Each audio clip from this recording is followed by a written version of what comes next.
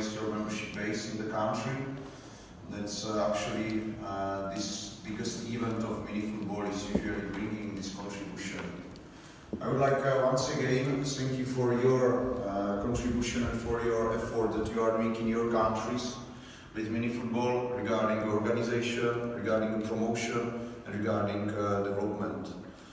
I understand that it's not easy during the year to organize the events, to find a financial background, to travel to WMF World Cup, and also to make a support for the development of the sport in this country, in this sport.